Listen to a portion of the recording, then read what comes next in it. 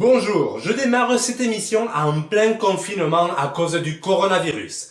Par contre, j'ai une révélation. Je veux créer un vélo de survie, un vélo qui me permette de me déplacer partout en transportant mes affaires vitales. Bienvenue dans cet épisode du Seigneur des vélos.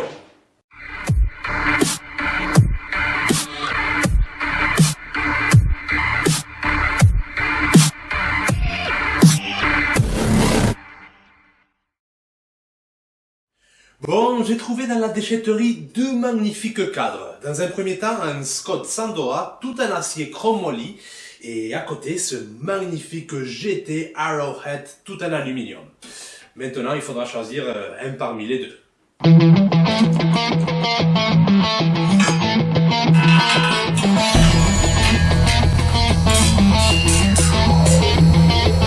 Bon, il est temps de départager les deux cadres par rapport à leur poids. Le cadre Scott fait un poids de 3 kg et 55 grammes, alors que le cadre GT ne fait que 2 kg 185 grammes. Bon, je pense que mon choix est fait, et même si un cadre en aluminium est moins confortable qu'un cadre acier, je pense qu'avec presque 1 kg de différence, on peut faire un compromis là-dessus. Maintenant, il faudra que je me décide entre une fourche rigide ou une fourche suspendue. Personnellement, je vais choisir la fourche rigide du vélo Scott, car en plus d'être plus légère, elle est aussi beaucoup plus fiable. Une fourche rigide ne demande aucun entretien, et c'est ce qu'il me faut. Il serait quand même prudent, avant de se lancer dans tout le travail, de vérifier l'état général du cadre.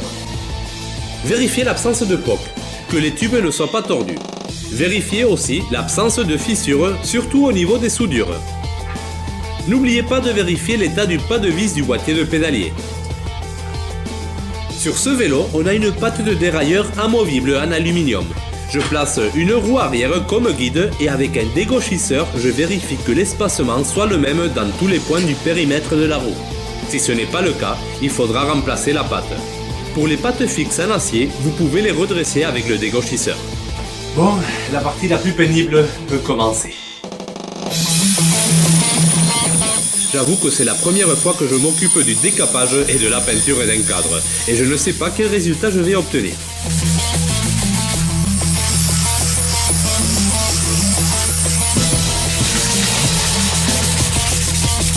Une fois tout décapé, je procède à appliquer une couche d'après. Une fois séché, je ponce avec du papier à grains fins. Je répète cette étape 2 fois de plus avec un intervalle de 24 heures entre chaque couche. Une fois les 3 couches d'après appliquées, je peux enfin peindre le cadre avec la bonne couleur. J'utiliserai de la peinture auto classique. Je procède de la même façon en appliquant 3 couches et en ponçant entre chaque couche. Je décide aussi de faire un contraste de 2 couleurs. Pour cela, j'utilise des masques. Laissez bien sécher la peinture avant d'enlever les masques.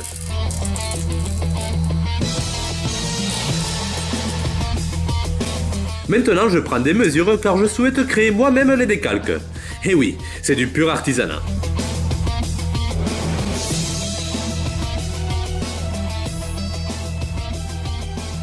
J'imprime tout sur du papier transparent et spécial pour décalque, puis je bombarde avec du vernis. Il faut maintenant tout découper. Je place le premier décalque dans l'eau. J'attends qu'il commence à se décoller de la feuille de support et avec beaucoup de soin, je le place sur le cadre. Attendez quand même que le premier sèche avant de poser le suivant. Une fois tout en place et bien sec, il ne reste qu'appliquer les couches de vernis.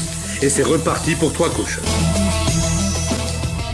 They said, don't fall, don't forget all the things you've been taught, you've been told. Don't blink, don't run, don't turn left. Bon, maintenant il est temps de s'attaquer à la partie montage. Et comme j'ai dit au début, je devrais faire attention au budget et à la fiabilité des composants. Le but sera de trouver facilement des pièces de rechange. Si je vais avec ce vélo en Afrique ou en Inde, ça ne serait pas prudent de l'équiper avec des roues de 28 pouces et des freins à disque.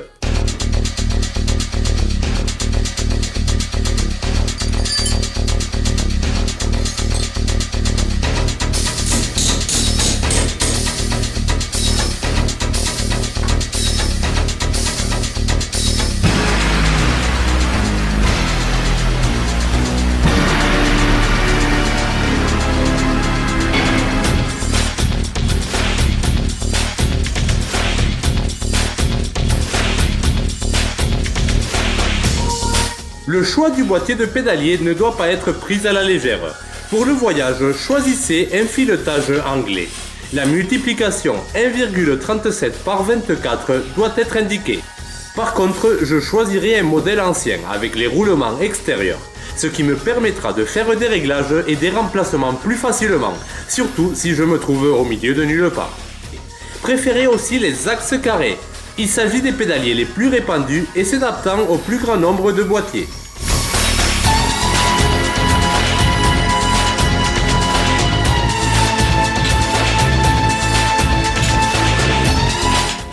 Dans mon stock, j'ai trouvé ce vieux dérailleur Shimano Deore.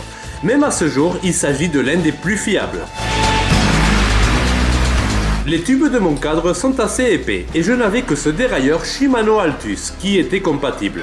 Ce n'est pas le meilleur, mais il fera très bien l'affaire. Il serait tentant de choisir une potence réglable, mais une potence traditionnelle est beaucoup plus fiable à long terme. Un véritable vélo de voyage doit avoir un centre papillon qui permet de changer de posture et cela se remercie dans les longs trajets. Pour le choix des roues, je n'ai aucun doute, il faut du 26 pouces. C'est la taille la plus commune et bon marché. Prenez toujours des jantes à double paroi, plus résistantes. Moi j'ai récupéré ces roues Mavic à disque. Par contre, pour des voyages dans les pays exotiques ou des endroits isolés, je vous déconseille les freins à disque à cause de la difficulté à réparer et à trouver les pièces de rechange. J'enlève donc les disques de mes roues qui ne feraient qu'alourdir mon vélo. Pour le choix des pneus, ne soyez pas radin. La référence sur route et chemin, ce sont les Svalbe Marathon Plus. Avec ces pneus, fini les crevaisons et ils ont une excellente durée de vie.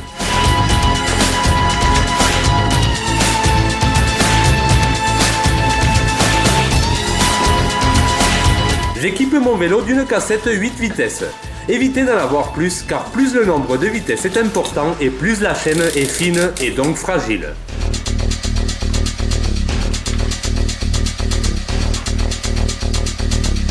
À chaque fois que vous installez une nouvelle chaîne, nettoyez-la avec un dégraissant, car pour mieux les conserver, les fabricants appliquent un produit qui est collant et qui adhère à la saleté. Pour connaître la bonne longueur de la chaîne, passez par le grand plateau et le grand pignon, sans passer par le dérailleur. Fermez la boucle et laissez 2 à 3 maillons de plus pour un double ou triple plateau. Si vous avez un monoplateau, laissez 4 maillons.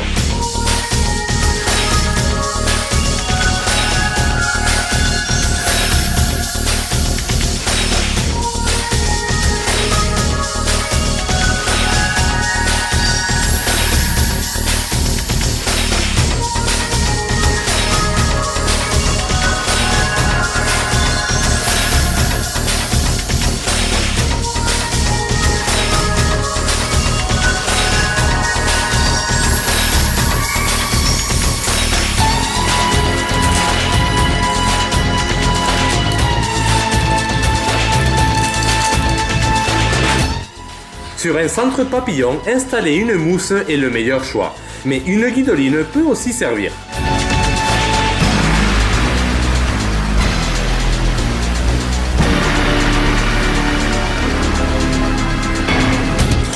Équipez votre vélo de leviers de frein solides en aluminium. Évitez ceux en plastique. L'un des meilleurs choix que vous pouvez faire sur un vélo de voyage, c'est de l'équiper avec des leviers de vitesse à friction non indexés. Oui, le vieux système. Et vous verrez, ce ne sont que des avantages. Ils sont très fiables, faciles à démonter, à entretenir et à réparer. Mais le plus important, c'est qu'ils fonctionnent aussi bien avec un système à 3 vitesses comme avec un système à 11 vitesses. Très pratique si au cours du voyage vous devez changer votre roue arrière par une qui n'a pas le même nombre de vitesses.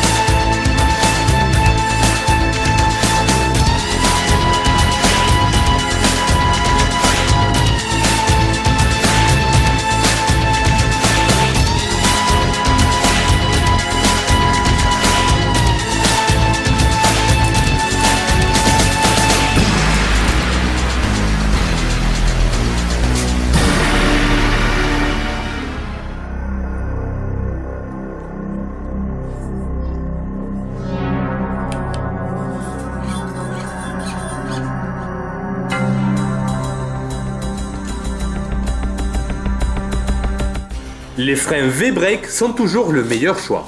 Comme pour les pneus, n'économisez pas votre argent dans le choix des patins.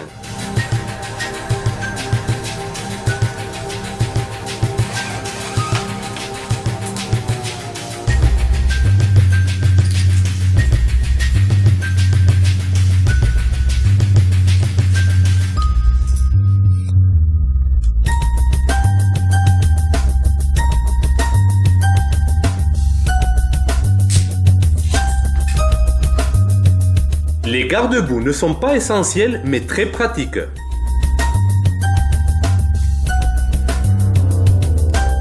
Un vélo de voyage qui se respecte doit avoir un porte-bagages avant et arrière. Faites juste attention à les fixer de la façon la plus solide. Cela variera selon les modèles et les adaptations de votre cadre.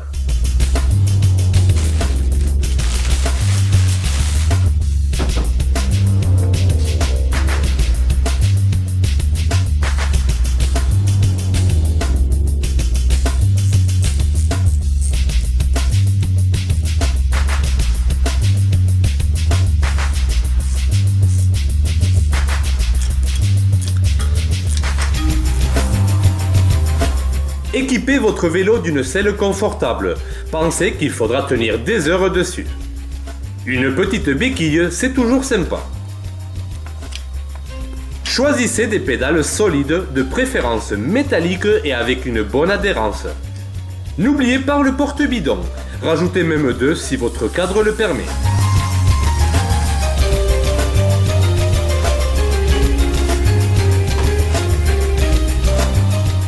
Et voilà, mon vélo est fini. Je peux encore l'équiper d'autres accessoires comme sacoche, sonnette et lumière. Mais ma base est prête.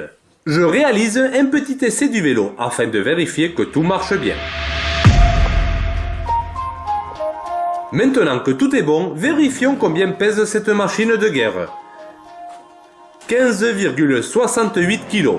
Pas mal du tout pour un vélo de voyage. Et on aurait pu faire mieux en augmentant le budget. Mais franchement, je suis très satisfait. Bon, il est temps de faire les comptes. Entre les couches d'après, de peinture et de vernis, j'ai eu pour 48 €. 35 € pour la cassette. 15 € pour la chaîne. 20 € pour le centre papillon. Et 7 € pour la mousse. Les 2 pneus ont coûté 70 €. Plus 10 € pour les chambres à air. 20 € pour les patins de frein. 20 € pour le porte-bagages arrière. 35 € pour le porte-bagages avant et 10 € pour les garde-boue. Plus 2 € de produits d'entretien. Ce qui nous fait un total de 292 €. Pas mal du tout pour un vélo de voyage de cette qualité. Tout le reste a été du matériel de récupération et je ne prendrai pas en compte le temps de travail. Bon, encore un projet terminé. J'espère que vous avez aimé ce montage. N'hésitez pas à liker et dites-moi en commentaire est-ce que vous êtes d'accord avec les choix que j'ai fait pour le montage de ce vélo de voyage. Bon, nous on est arrivé à la fin de cet épisode, mais ne soyez pas tristes car on se retrouvera bientôt. Allez les gars, ciao! Vous aimez mes vidéos? Alors n'hésitez pas à vous souscrire, c'est un tout petit geste, mais qu'est-ce que ça fait du bien. Alors allez-y, c'est juste le bouton en bas.